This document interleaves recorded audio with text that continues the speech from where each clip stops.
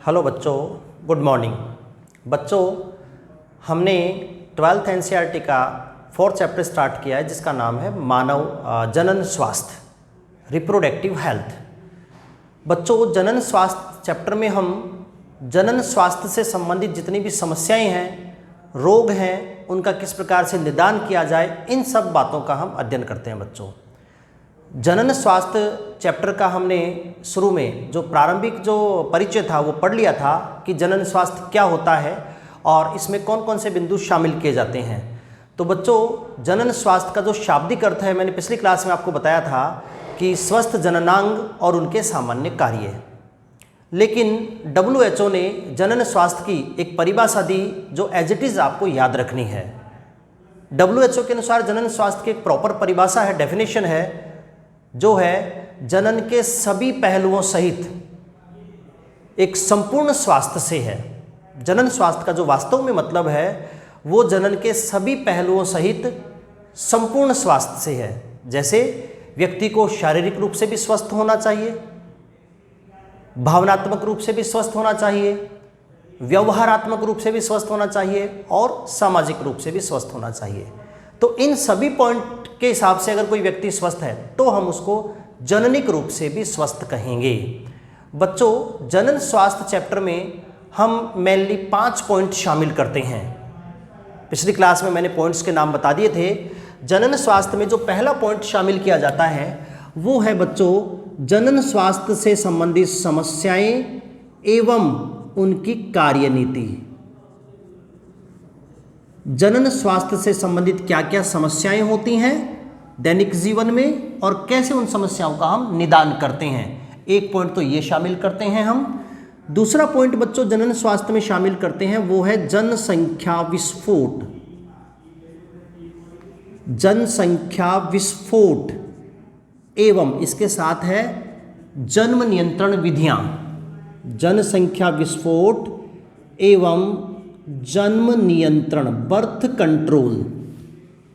तीसरा पॉइंट इस चैप्टर में बच्चों हम शामिल करते हैं वो है MTP, medical termination of pregnancy, सगर्भता का चिकित्सकीय समापन। चौथा पॉइंट है STI, सेक्सुअली ट्रांसमिटेड इन्फेक्शंस, यौन संचारित संक्रमण। और लास्ट पॉइंट है बच्चों वंध्यता, इनफर्टिलिटी।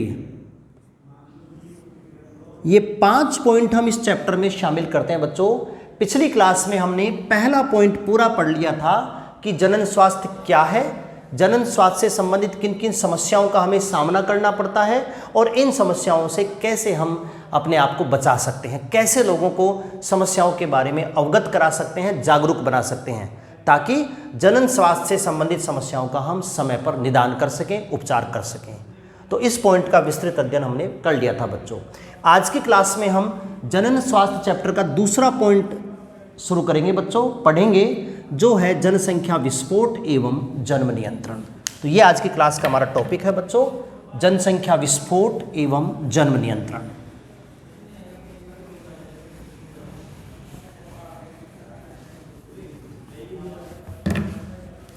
सेकंड पॉइंट बच्चों,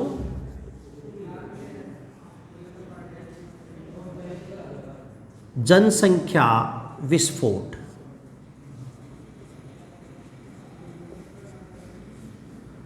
और इसके साथ बच्चों एक और टर्म जुड़ी हुई है जो इसी हेडिंग में हम इंक्लूड करते हैं, वो है जन्म नियंत्रण।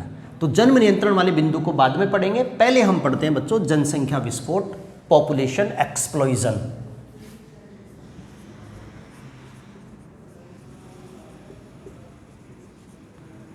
पॉपुलेशन एक्सप्लोजन, ये बच्चों आज की क्लास का हमारा टॉपिक है। तो सबसे पहली बात आती है, क्या है जनसंख्या विस्फोट, पॉपुलेशन एक्सप्लोजन क्या होता है, किन कारणों से ऐसा हो रहा है और क्या क्या इसके दुष्प्रभाव हैं हमारे समाज पर, हमारे देश पर। तो ये बच्चों इस हेडिंग में हमें डिस्कस करना है। सबसे पहले हम बात करते हैं जनसंख्या विस्फोट की परिभाषा, डेफिनेशन। क्या होता है जनसंख्या विस्फोट? तो जनसंख्या विस्फोट का जो साधारण अर्थ है, परिभाषा है, वो ये है कि मानव जाति के सदस्यों में जो अचानक जो बढ़ोतरी हुई है, जो तीव्र वृद्धि हुई है, उसी को बच्चों हम कहते हैं जनसंख्या विस्फोट। तो जनसंख्या विस्फोट का मतलब है मानव जाति के सदस्यों, मानव जाति के सदस्यों की अल्प समय मतलब कम समय में अत्यधिक, कम समय में अत्यधिक वृद्धि होना, ये कहलाता है बच्चों जनसंख्या विस्फोट। जनसंख्या विस्फोट की वास्तव में परिभाषा क्या है कि मानव जाति के सदस्यों की जो है अल्प समय मतलब कम समय में बहुत ज़्यादा वृद्धि होना, मतलब सीधी बात है लोगों की संख्या तेजी से बढ़ जाना, तो वो घटना कहलाती है जनसंख्या विस्फोट। जनसंख्या विस्फोट किन कारणों से होती है और कैसे इसको होने से रोकें, ये पढ़ेंगे। उससे पहले बच्चों 2-3 परिभाषाएं इस चैप्टर में हम शामिल करते हैं, उन डेफिनेशंस की बात करते हैं। बच्चों जनसंख्या विस्फोट से संबंधित एक परिभाषा है सबसे पहले कि जनसंख्या क्या है, पॉपुलेशन क्या है। जनसंख्या विस्फोट पढ़ेंगे, उससे पहले हम जनसंख्या पॉपुलेशन की डेफिनेशन पढ़ते हैं बच्चों। जनसंख्या क्या है? तो सिंपल परिभाषा है बच्चों जनसंख्या कि मानव जाति के सदस्यों की संख्या जो एक निश्चित समय में निश्चित क्षेत्र में रहती है, वो जनसंख्या है। तो जनसंख्या का सीधा मतलब मानव जाति के सदस्यों की संख्या से है, बट वो संख्या कहाँ की माने, एक निश्चित समय होना चाहिए कि हम कब बात कर रहे हैं, सन 2021 की बात कर रहे हैं या 2010 की बात कर रहे हैं या 2005 की कर रहे हैं। हर बार जैसे जैसे समय का डेटा बदलेगा वैसे वैसे जनसंख्या का डेटा बदल जाएगा। और दूसरा पॉइंट, हम क्षेत्र की भी बात करेंगे कि किस जगह किस समय कितनी संख्या है, वो जनसंख्या है। क्योंकि जनसंख्या विश्व की काउंट करेंगे अलग डेटा आएगा, भारत की काउंट करेंगे अलग डेटा आएगा, किसी स्टेट जैसे राजस्थान की काउंट करेंगे अलग डेटा आएगा। तो जनसंख्या को परिभाषित करने के लिए केवल संख्या ही पर्याप्त नहीं है, संख्या एक विशेष समय में और एक विशेष क्षेत्रफल में, तो वो बच्चों जनसंख्या है। तो वास्तव में क्या परिभाषा होती है जनसंख्या की कि मानव जाति के सदस्यों की संख्या, मानव जाति के सदस्यों की संख्या, लेकिन साथ में टर्म क्या जुड़ेगी, जो कि एक निश्चित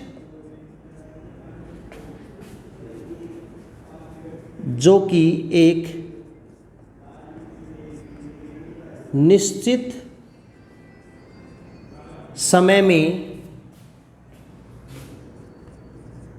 एक निश्चित क्षेत्र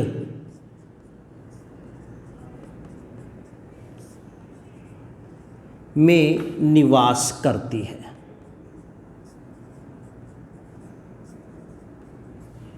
ये बच्चों एक प्रॉपर डेफिनेशन हुई है जनसंख्या की कि जनसंख्या क्या है, एक पर्टिकुलर मानव जाति के सदस्यों की संख्या है जो एक निश्चित समय में और एक निश्चित क्षेत्र में निवास करती है, तो उस संख्या को हम बोलेंगे जनसंख्या।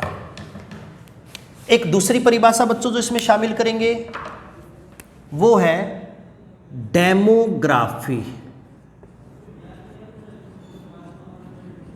डेमोग्राफी, इसकी परिभाषा भी बच्चों आपको ध्यान रखनी होती है। क्या होता है डेमोग्राफी?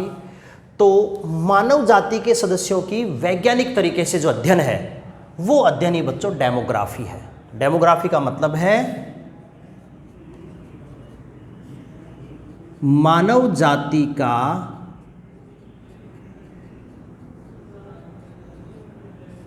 वैज्ञानिक तरीके से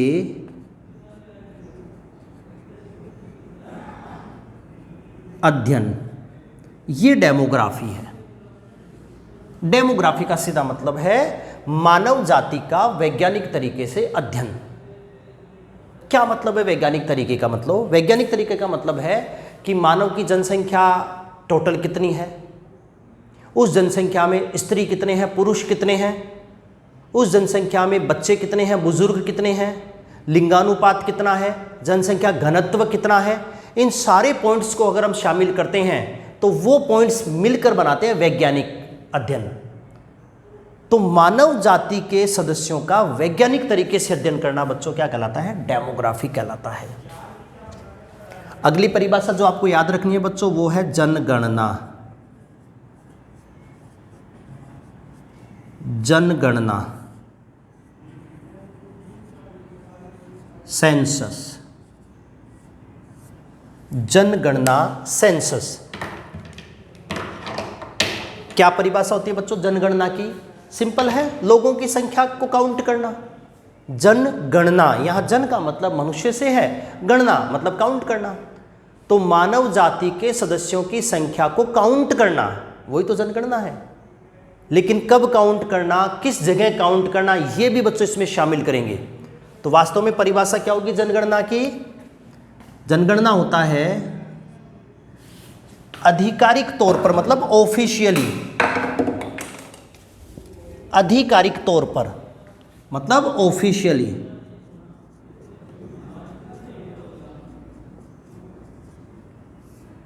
आधिकारिक तौर पर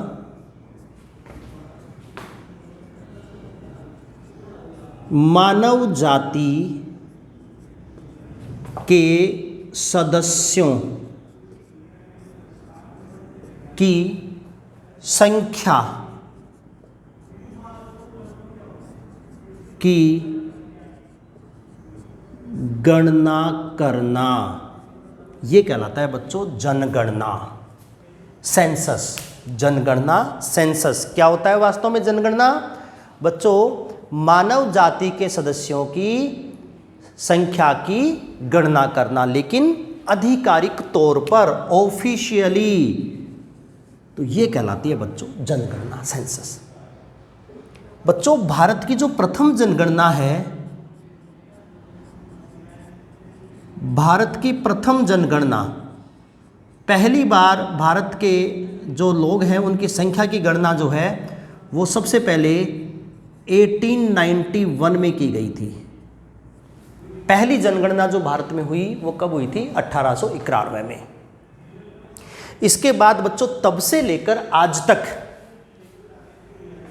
हर दशक में जनगणना की जाती है। दशक का मतलब है 10-10 सालों का समूह। जैसे 1891 से लेकर 1890, ये पहला दशक हो गया जनगणना के हिसाब से। 91 से लेकर 1900 पहला दशक हो गया। फिर 1901 से लेकर 1910 दूसरा दशक हो गया। फिर 1911 से लेकर 1920 तीसरा दशक हो गया। तो इस प्रकार से हर दशक में जनगणना की जाती है। कब की जाती है बच्चों?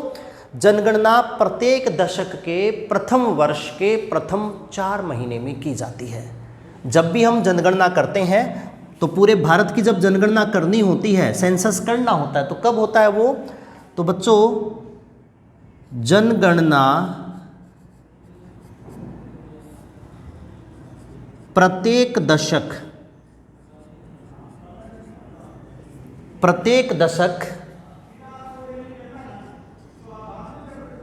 के प्रथम वर्ष के प्रथम 4 माह में की जाती है। प्रत्येक दशक के प्रथम वर्ष के पहले 4 माह में की जाती है। जैसे हम 2000 की बात करें तो सन 2001 से लेकर 2010 ये एक दशक हो गया है। 2011 से लेकर 2020 ये अगला दशक हो गया है। 2021 से लेकर 2030 ये अगला दशक हो गया है। तो जनगणना कब होगी बच्चों? अगर हम इस दशक की बात कर रहे हैं तो जनगणना 2001 में होगी, वो भी पहले वर्ष के पहले 4 महीने में, जनवरी, फरवरी, मार्च, अप्रैल में। अगर हम इस दशक की बात करते हैं तो जनगणना 2011 में हुई थी बच्चों, और अगर हम इस दशक की बात करते हैं तो जनगणना 2021 में हो रही होगी। हालांकि 2021 का जनगणना का डेटा हमारे तक पहुंचने में समय लगेगा, पर 2021 में जो है जनगणना होनी चाहिए थी। लेकिन 2021 में चूंकि पूरे विश्व में कोविड डिजीज फैला हुआ है, तो इसके कारण इसको थोड़ा सा डिले कर दिया गया जनगणना को। बाकी नियमानुसार 2021 में जनगणना होनी चाहिए थी। तो इस प्रकार से बच्चों ये जनगणना है। हम बात कर रहे हैं टॉपिक जनसंख्या विस्फोट, पॉपुलेशन एक्सप्लोजन। तो मनुष्य के सदस्यों की संख्या बहुत कम समय में बहुत ज़्यादा बढ़ जाना जनसंख्या विस्फोट है। संबंधित कुछ डेफिनेशंस जैसे जनसंख्या पॉपुलेशन क्या है, मानव जाति के सदस्यों की संख्या जो एक निश्चित समय में निश्चित क्षेत्रफल में निवास करती है, तो वो पॉपुलेशन है। इसके बाद बच्चों मैंने बताया डेमोग्राफी क्या है, मानव जाति का वैज्ञानिक तरीके से अध्ययन करना डेमोग्राफी होता है। और जनगणना सेंसस क्या है, ऑफिशियली आधिकारिक तौर पर मानव जाति के सदस्यों की संख्या की गणना करना, ये सेंसस जनगणना कहलाता है। और भारत की प्रथम जनगणना जो 1891 में हुई थी। उसके बाद प्रत्येक दशक के प्रथम वर्ष में जनगणना लगातार होती रही है और आगे भी होती रहेगी। तो ये बच्चों कुछ परिभाषाएं थी जनसंख्या विस्फोट से संबंधित। अब हम बात करते हैं कि कुछ जनसंख्या का डेटा भारत और विश्व के दृष्टिकोण से।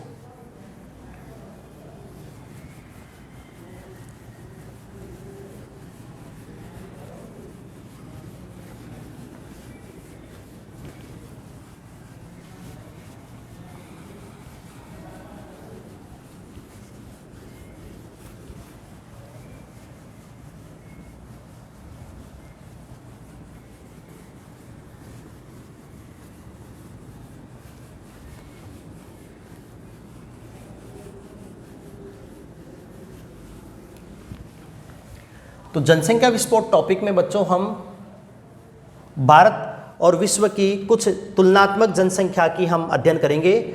जैसे बच्चों पहले बात करते हैं विश्व जनसंख्या, वर्ल्ड पॉपुलेशन।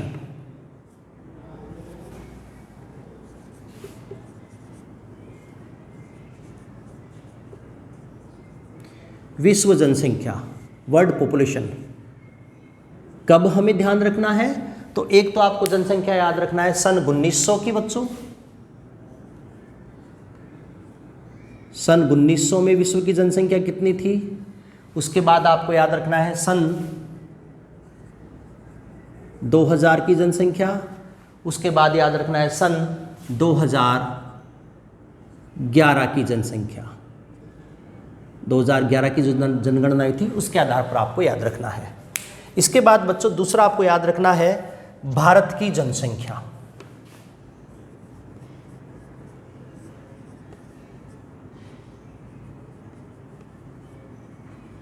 भारत की जनसंख्या, और ये भी हम इसी सन के हिसाब से याद रखेंगे। तो सबसे पहले हम डेटा फिल करते हैं बच्चों, जनसंख्या कितनी थी। तो बच्चों सन 1900 में विश्व की जनसंख्या थी केवल और केवल 2 बिलियन, मतलब 2 अरब। 2 अरब बिलियन। सन 1900 में विश्व की जनसंख्या कितनी थी बच्चों, 2 अरब थी, जो सन 2000 में बढ़कर 6 अरब हो गई। मतलब अगले 100 सालों में विश्व की जनसंख्या 3 गुनी हो गई। सन 1900 में 2 अरब थी, जो सन 2000 में बढ़कर कितनी होगी बच्चों, 6 अरब हो गई, 6 बिलियन अगले 100 सालों में। और इसके बाद बच्चों 2011 की जनगणना में डेटा क्या है, मतलब अगले 10 साल बाद जो है जनसंख्या बढ़कर हो गई 7.2 अरब। 7.2 अरब। तो ये बच्चों विश्व जनसंख्या का एक डेटा है जो सन 1900 में 2 अरब थी, सन 2000 में बढ़कर 6 अरब हो गई और सन 2011 तक 7.2 अरब हो गई। इसके रेफरेंस में भारत की जनसंख्या किस अनुपात में बढ़ी, तो बच्चों भारत की जो जनसंख्या थी वो आज़ादी के समय 350 मिलियन थी बच्चों। एक मैंने डेटा लिखा है 350 मिलियन। लेकिन ये जनसंख्या थी कब बच्चों? ये थी बच्चों आजादी के समय, 1900 में नहीं थी। ये जनसंख्या थी आजादी के समय।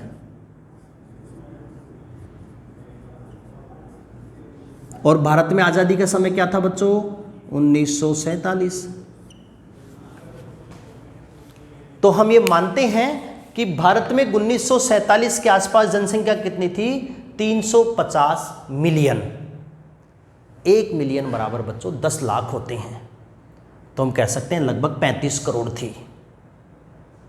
1 मिलियन बराबर 10 लाख संख्या होती है, तो हम क्या मान सकते हैं आजादी के समय जनसंख्या कितनी थी? 35 करोड़ थी बच्चों, जो सन 2000 में बढ़कर कितनी हो गई बच्चों? लगभग 1 अरब हो गई। तो आजादी के समय 35 मिलियन थी, जो 2000 में बढ़कर कितनी होगी? लगभग 1 अरब, 1 बिलियन। और अगले 10 सालों में 2011 में ये हो गई 1.2 अरब, 1.2 बिलियन। तो ये कुछ जनसंख्या का डेटा है बच्चों भारत और विश्व का। 1900 में ये डेटा 1947 का है, 2000 में विश्व की और भारत की, और 2011 में विश्व की और भारत की। बच्चों इस डेटा का अगर हम तुलनात्मक अध्ययन करते हैं तो यहाँ पर एक बात क्लियर हो जाती है कि सन 2000 तक की अपन बात करें, सन 2000 तक की अपन बात करें, 2000 में विश्व की 6 अरब, भारत की 1 अरब, तो इस समय जो भारत की जनसंख्या है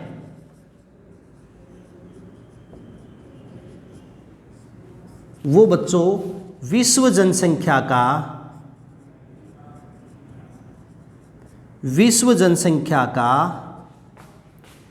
17.5% भाग है। जो भारत की जनसंख्या है बच्चों वो विश्व जनसंख्या की कितनी है? 17.5%। ये सन 2000 के हिसाब से है। या डायरेक्ट हम ये कह सकते हैं कि विश्व का प्रत्येक छठा व्यक्ति भारतीय है। इसका मतलब ये भी लिख सकते हैं, मतलब हम ये भी कह सकते हैं बच्चों कि अर्थात विश्व में प्रत्येक छठा व्यक्ति भारतीय है, क्योंकि विश्व जनसंख्या है 6 अरब, भारत की 1 अरब, तो 6 में से 1 हो गया। तो सन 2000 के अपन डेटा की बात करें तो बच्चों विश्व में प्रत्येक छठा व्यक्ति कौन है? भारतीय है। तो हम अंदाजा लगा सकते हैं कि भारत की जनसंख्या बच्चों किस दर से बढ़ रही होगी। क्लियर है बच्चों? समझ में आ रहा है सबको कि भारतीय जनसंख्या किस प्रकार से बढ़ी है, विश्व की जनसंख्या किस प्रकार से बढ़ी है। आगे चलते हैं बच्चों, हम बात करते हैं, एक टर्म है जनसंख्या वृद्धि दर।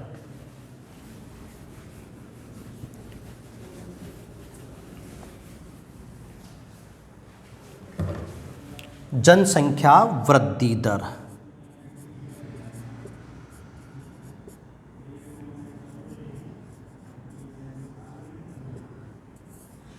कि भारत की और विश्व की जनसंख्या किस दर से बढ़ रही है। तो हम बात करेंगे भारत की बच्चों। सन 2001 के अनुसार भारत की जो जनसंख्या वृद्धि दर है वो है बच्चों 1.7%। ये सन 2001 के अनुसार है। भारत की जनसंख्या वृद्धि दर कितनी? 1.7%। हम बात करें 2011 की, सन 2011 के अनुसार जो वृद्धि दर है वो है बच्चों 2% से थोड़ी कम, ए फ्यू लेस देन 2%। 2% से थोड़ी सी कम है बच्चों भारत की जनसंख्या वृद्धि दर। हम इसको लगभग 2% मान लेते हैं। अगर 2% के हिसाब से हम बात करें तो क्या मतलब है 2% वृद्धि दर का? बच्चों 2% वृद्धि दर का मतलब यह है कि भारत की जनसंख्या भारत की जनसंख्या में प्रत्येक वर्ष 1000 व्यक्तियों पर 20 व्यक्ति बढ़ रहे हैं। 2%, अगर हम लगभग 2% मान लेते हैं जनसंख्या वृद्धि दर, तो 2% का क्या मतलब होगा कि एक वर्ष में 1000 व्यक्तियों पर 20 लोग बढ़ रहे हैं। तो 2% का मतलब मैंने डायरेक्ट लिख दिया है कि 20 व्यक्ति प्रति 1000 व्यक्तियों पर प्रति वर्ष बढ़ रहे हैं। यह है बच्चों भारत की जनसंख्या वृद्धि दर। 2% के अगर आसपास मान लेते हैं तो 20 व्यक्ति प्रति 1000 व्यक्तियों पर प्रतिवर्ष बढ़ रहे हैं। और बच्चों अगर किसी देश की जनसंख्या वृद्धि दर 1.7 या 2% के आसपास है, अगर इस रेंज में वृद्धि दर है, तो बच्चों इसका मतलब ये होता है कि अगले लगभग 30 से 33 वर्षों में 30 से 33 वर्षों में उस देश की जो जनसंख्या है वो दोगुनी हो जाएगी, डबल हो जाएगी। अगर किसी भी देश की जनसंख्या वृद्धि दर 1.7 या 1.8 या 1.9% है, या हम मान लें कि 2% है, तो उस देश की जनसंख्या अगले 20 वर्षों में अगले 30 से 33 वर्षों में डबल हो जाएगी। तो वास्तव में बहुत तेजी से जनसंख्या वृद्धि दर है कि 2% का जो डेटा है वो इतना ज़्यादा है कि इससे हमारी अगले 30 वर्षों में जनसंख्या डबल हो सकती है। अब इससे हमें क्या नुकसान पहुंचेगा, तो हम बात करते हैं बच्चों कि तीव्र जनसंख्या वृद्धि से क्या क्या दुष्परिणाम हो सकते हैं।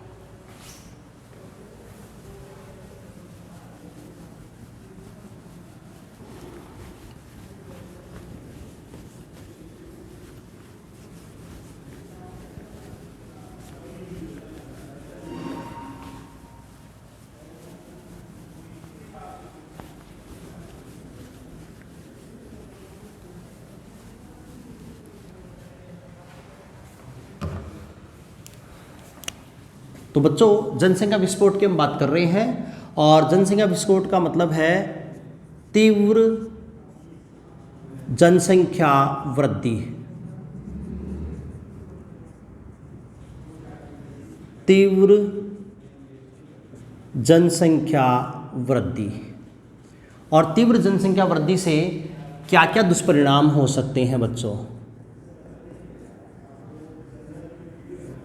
तो सबसे बड़ा जो दुष्परिणाम है वो ये है कि बच्चों इससे मनुष्य की जो मूलभूत आवश्यकताएं हैं उनकी कमी हो जाएगी।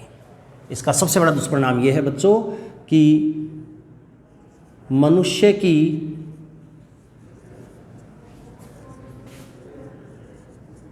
मूलभूत आवश्यकताओं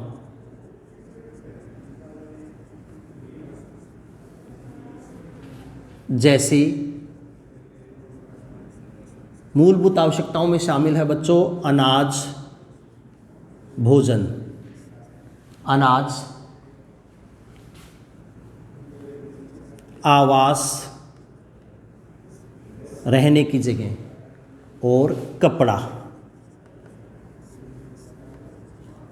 आदि का अभाव हो जाएगा, कमी हो जाएगी। ये सबसे बड़ा दुष्परिणाम है कि अगर इस दर से जनसंख्या बढ़ती रही तो बच्चों आने वाले समय में हमारी जो मूलभूत आवश्यकताएं हैं जैसे अनाज है, आवास है, कपड़ा आदि का बहुत ज़्यादा अभाव हो जाएगा। इसके साथ ही बच्चों बहुत बीमारियां फैलेंगी, गंदगी होगी। पॉपुलेशन ज़्यादा होने से गंदगी फैलती है, बीमारियां होंगी, महामारी होंगी। हम देख भी रहे हैं कोविड जैसे डिजीज़, भविष्य में इससे भी भयानक महामारियां आ सकती हैं। आपस में लोगों में संघर्ष होगा क्योंकि मनुष्य भी तो एक जीव है और जब बच्चों मूलभूत आवश्यकताओं की कमी होती है तो उन कमियों को अर्जित करने के लिए जीव में संघर्ष होता है। तो लड़ाई झगड़ा होगा, लूटपाट होगा, चोरी डकैती होंगी, ऐसी समस्याओं का सामना मानव को करना पड़ेगा अगर जनसंख्या इसी दर से बढ़ती रही तो ये बच्चों टॉपिक था मानव में जनसंख्या विस्फोट, अर्थात जनसंख्या में बहुत तेज़ी से होने वाली बढ़ोतरी। अब यहाँ पर मैंने आपको जो नोट्स दिए गए हैं इंस्टीट्यूट की तरफ से, उसमें एक नोट लिख रखा है बच्चों जनसंख्या वृद्धि से संबंधित, और वो ये है कि 11 जुलाई 1987 को 11 जुलाई 1987 को जो विश्व की जनसंख्या है, वर्ल्ड पॉपुलेशन, विश्व की जनसंख्या वो हो गई थी बच्चों 5 अरब, 5 बिलियन। 11 जुलाई 1987 को विश्व में 5 अरबवें शिशु ने जन्म लिया। इसलिए बच्चों 11 जुलाई 1987 को हम विश्व जनसंख्या दिवस के रूप में जानते हैं। तो एक कंक्लूजन यहाँ से निकल कर आया है कि ये जो डेट है 11 जुलाई, 11 जुलाई, इस दिन को हम वर्ल्ड पॉपुलेशन डे के नाम से जानते हैं।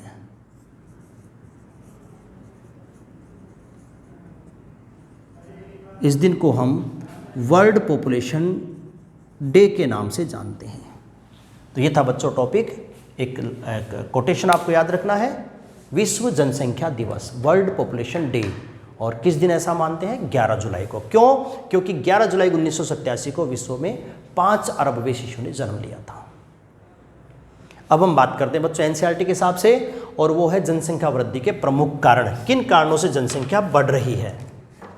एक छोटी सी हेडिंग है बच्चों, जनसंख्या वृद्धि के प्रमुख कारण।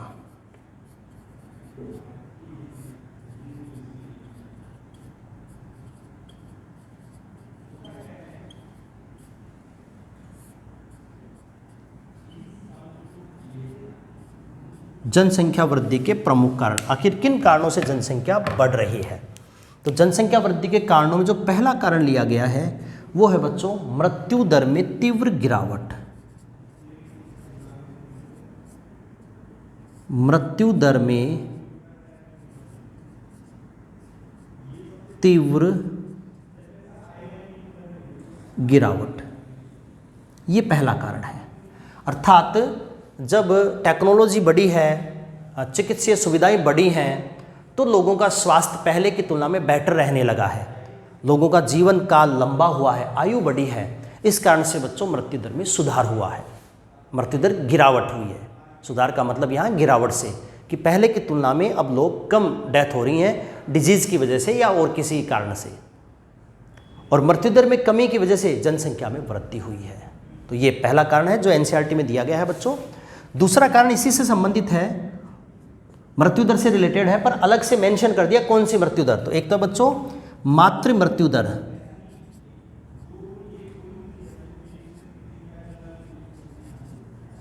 मातृ मृत्यु दर, मैटरनल मोर्टिलिटी रेट।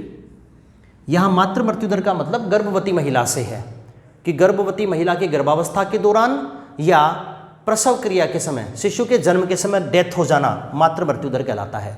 तो मातृ मृत्यु दर एवं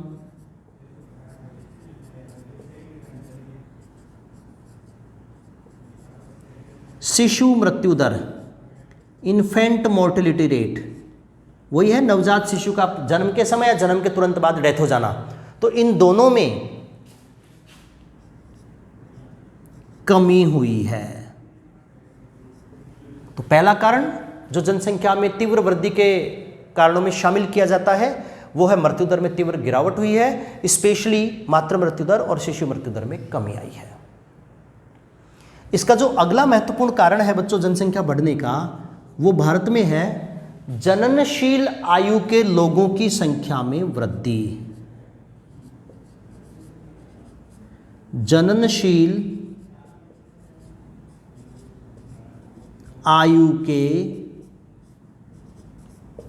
लोगों की संख्या में वृद्धि। अर्थात जो जननशील आयु वर्ग के लोग हैं, मतलब जो युवा लोग हैं, तो उन युवाओं की संख्या वर्तमान में भारत में सबसे ज़्यादा है। तो बच्चों, जिस देश में युवा ज़्यादा होते हैं वहाँ भविष्य में आगे बहुत जल्दी जनसंख्या बढ़ने वाली है। तो ऐसा भारत में हो रहा है कि भारत में युवा ज़्यादा हैं, इसलिए भविष्य में जनसंख्या अभी और बढ़ने की गुंजाइश है भारत में। तो जननशील आयु के लोगों की संख्या में वृद्धि होना, ये 3 कारण तो एनसीईआरटी में दिए गए हैं जो तीव्र जनसंख्या वृद्धि को इंडिकेट करते हैं। इसके अलावा एक चौथा कारण मैंने और बताया है, वो है अन्य कारणों में। अन्य कारण बहुत सारे हैं, इनकी कोई लिस्ट नहीं है, हम कितने भी लिख सकते हैं अन्य कारण। जैसे निरक्षरता, मतलब शिक्षा में कमी, एजुकेशन में कमी, कि लोग शिक्षित नहीं हैं इसलिए तीव्र जनसंख्या वृद्धि के होने वाले दुष्परिणामों को नहीं जान पा रहे हैं। दूसरा कारण बाल विवाह, हमारे भारत में ग्रामीण क्षेत्रों में आज भी बाल विवाह किया जाता है जिससे जनसंख्या तेजी से बढ़ती है। इसके अलावा बच्चों, लड़का लड़की में अंतर करना, ज़्यादातर दंपति लड़की की बजाय लड़का या नर शिशु की चाहत रखते हैं, इस कारण से बच्चों जनसंख्या बढ़ती जाती है। मनोरंजन के साधनों में कमी होना, ऐसे बहुत सारे कारण हैं जिसकी वजह से जनसंख्या लगातार बढ़ती जा रही है। तो ये थे बच्चों जनसंख्या वृद्धि के प्रमुख कारण जो एनसीईआरटी में दिए हुए हैं। इसके बाद बच्चों लास्ट टॉपिक है जनसंख्या से संबंधित, वो ये है कि इस जनसंख्या विस्फोट को कैसे रोका जाए। जो तीव्र जनसंख्या वृद्धि हो रही है इसको कैसे हम कम कर सकते हैं, तो कुछ उपाय हम बात करेंगे।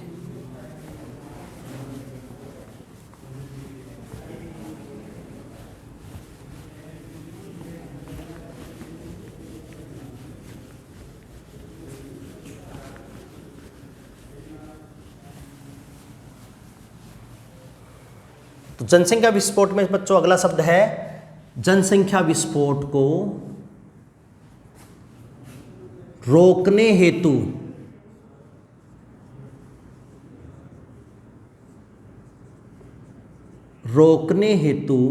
उपाय।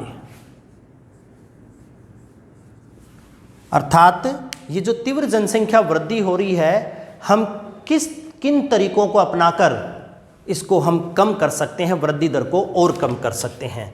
तो इसके लिए बच्चों हमारे एनसीईआरटी में कुछ उपाय बता रखे हैं जिनके बारे में लोगों को पता होना चाहिए, लोगों को जागरूक बनाना चाहिए और उन उपायों को काम में भी लेना चाहिए। जैसे एक पहला उपाय जो दे रखा है एनसीईआरटी में वो ये है बच्चों कि लघु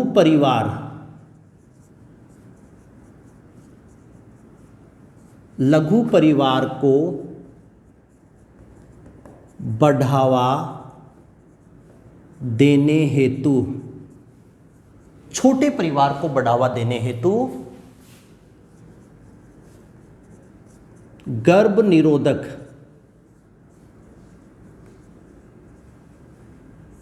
साधनों का उपयोग करना, ये पहला उपाय है जिसके द्वारा हम कुछ हद तक जनसंख्या वृद्धि को अत्यधिक बढ़ने से रोक सकते हैं, कि हम छोटे परिवार को बढ़ावा दें और इसके लिए लोगों को जागरूक बनाएं, लोगों को समझाएं कि वह ज़्यादा से ज़्यादा गर्भ निरोधक साधनों का उपयोग करें ताकि परिवार छोटे रहें। ऐसा बहुत से लोग कर भी रहे हैं। आप पढ़ोगे एनसीईआरटी में कि बहुत सारे दंपतियों ने हम दो हमारे दो नारे को अपनाया है, कि मतलब पति पत्नी 2 लोग और उनके अधिकतम 2 बच्चे ही होने चाहिए। और बच्चों आजकल तो भारत में बहुत सारे शहरी लोगों ने हम 2 हमारे 1 को नारे को अपनाया है कि दंपति केवल 1 ही बच्चा उत्पन्न करेंगे। तो इस प्रकार के लिए लोगों को जागरूक बनाना है ताकि हम कुछ हद तक जनसंख्या वृद्धि को नियंत्रित कर सकें। दूसरा बच्चों इसका एक उपाय है कि शादी के लिए जो लड़का और लड़की है उनकी उम्र तय की जाए और सख्ती से उसकी पालना करवाई जाए। हालांकि पहले से ऐसा किया जा चुका है पर लोग उसकी पालना नहीं कर रहे हैं, तो ये सुनिश्चित किया जाए कि उसकी पालना हो। तो शादी के लिए जो उम्र है वो लड़की के लिए तो 18 वर्ष तय की गई है, इससे पहले लड़की की शादी नहीं होनी चाहिए, और लड़के की जो उम्र है शादी के लिए वो मिनिमम 21 वर्ष तय की गई है कि इससे पहले शादी नहीं होनी चाहिए, किसी भी स्थिति में नहीं होनी चाहिए। और अगर इससे पहले शादी होती है तो वो बाल विवाह माना जाएगा, जो कानून की नज़र में एक बहुत बड़ा अपराध है, एक दोष है, जिसकी कड़ी से कड़ी सज़ा मिलती है उन परिवारों को, दंपतियों को जो ऐसा करते हैं। तो शादी के लिए जो विवाह की उम्र है वो लड़की के लिए 18 वर्ष और लड़के के लिए 21 वर्ष सुनिश्चित किए जाए और सख्ती से इसकी पालना की जाए। हालांकि भारत सरकार इस उम्र को अभी और बढ़ाने का प्रयास कर रही है। ये उम्र लड़की के लिए 21 वर्ष करना चाह रही है गवर्नमेंट, और लड़के के लिए 24 वर्ष करना चाह रही है। तो ऐसा हो जाएगा तो निश्चित रूप से जनसंख्या वृद्धि को नियंत्रित किया जा सकता है। एक तीसरा उपाय और दे रखा है बुक में, एनसीईआरटी में, वो ये है कि अगर कोई व्यक्ति लघु परिवार रखता है तो ऐसे जोड़े को प्रोत्साहित किया जाना चाहिए, उसको कोई ना कोई ऐसा पारितोषिक, कोई ना कोई ऐसा इनाम दिया ना जाना चाहिए जिसके लालच में वह छोटे परिवार को ही बनाए रखे। तो लघु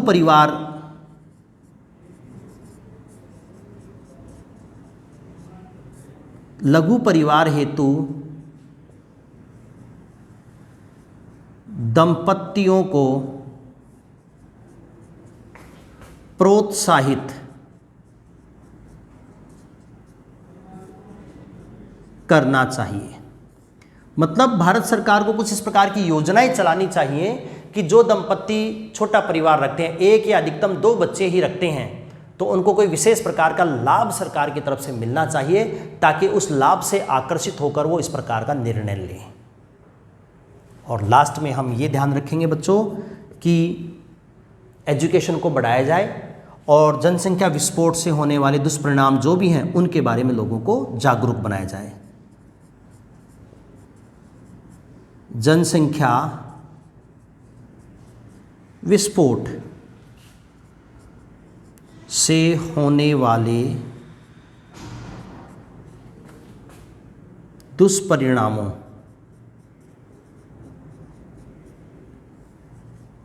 के बारे में लोगों को